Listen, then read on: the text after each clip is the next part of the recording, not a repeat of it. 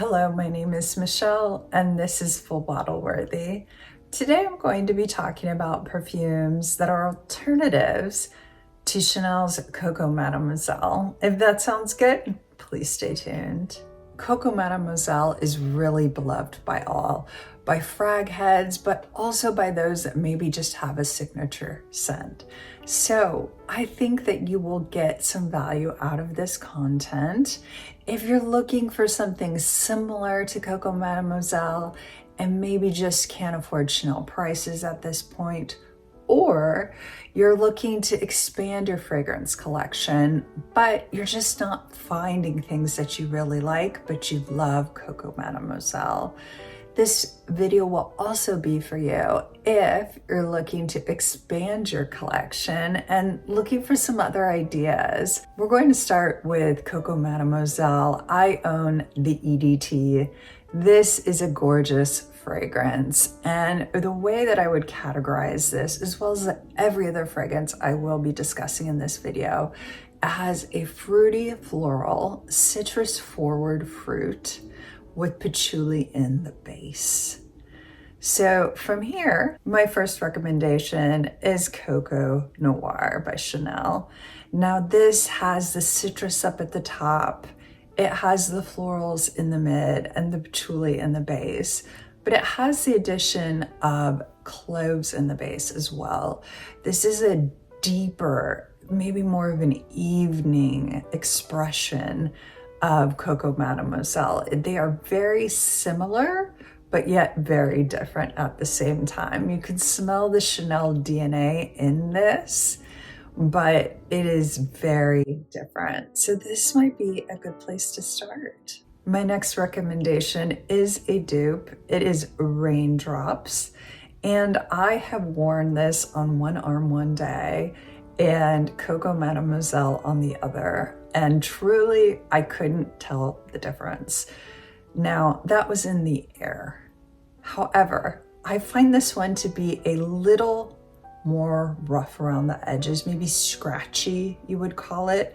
The blending is not as well done as Chanel's fragrances are. However, this bottle will be under $20. So if you are on a budget, this is a great option. Next, we have Cartier's La Panthere. I find this to really be similar to Coco Mademoiselle. Now, there are some differences, of course. This, I think, has a little bit more of a vintage vibe, ever so slightly. It also has oak moss in the base, which Coco Mademoiselle doesn't have, but this does have citruses up at the top, florals in the mid, and patchouli in the base. I find it does not last quite as long as my Coco Mademoiselle EDT, but it is a great option if you want something just a little bit different, maybe with a vintage twist. Next, we have Zen by Shiseido. Now you can get this around $80 for 100 ml, which is definitely much less expensive than Coco Mademoiselle. And I find this to smell rather similar. I think this is more tart. It does have pineapple in addition to many citruses up at the top.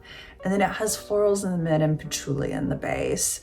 It isn't as expertly blended as Coco Mademoiselle, but it does have such a similar vibe. I find I appreciate this more in the warmer weather because of that pineapple. It's just so tart and uplifting. I find it lasts 6 to 8 hours on my skin. Next, we have Mon Parfum by Micallef. Now, this is a little bit different. Up at the top, you have passion fruit, which is somewhat similar to citruses up at the top because passion fruit is very acidic. In the mid, you have an orange blossom, and in the base, you have a patchouli. The patchouli is prominent, so I would say it's more prominent than Coco Mademoiselle is. This does last 5 to 6 hours on my skin, but this is an incredibly elegant and elevated option to Coco Mademoiselle. This is Angel by Mugler. This is sweeter than Coco Mademoiselle. However, I have a little funny story. I was at work and I smelled some perfume and I thought it was Coco Mademoiselle. So I asked the woman, I said, you know, do you happen to be wearing Coco Mademoiselle? And she said, no, I'm actually wearing Amjal. And I was a little shocked because I own both, and I've owned both for over a decade. So I should know these perfumes very well. But what I took away from that experience is they both have similarities in the sense that there is a sweetness and there is a patchouli base.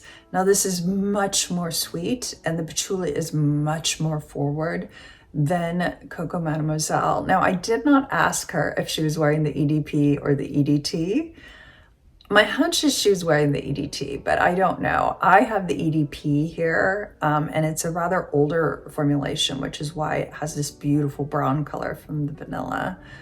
Anyhow, this is another option for you, Amjal by Mugler. Now we have BDK's Soir, Extrait. And much like Amjal, this is sweeter than Coco Mademoiselle. However, it is a fruity floral with a patchouli base. And here you have quince. That is the fruity note that is most dominant. And there is an acidity to quince. So much like the citruses up at the top of Coco Mademoiselle, there is a sharper quality up at the top with the quince. Now this does have the addition of some spices as well. So there is a bit more complexity to this, but the patchouli base is really where I find the similarities. This is a gorgeous scent, incredibly alluring, lasts 10 to 12 hours on my skin with a strong projection and an amazing sillage. I think if you like Coco Mademoiselle, you should definitely give Soir Extrait a chance. Thank you for joining me today. Please tell me in the comments which one of these fragrances you are interested in trying. There's so many here that I think you'll be interested in if you're a Coco Mademoiselle girl. Please give this video a big thumbs up and subscribe to continue to see more content like this. Until next time, goodbye.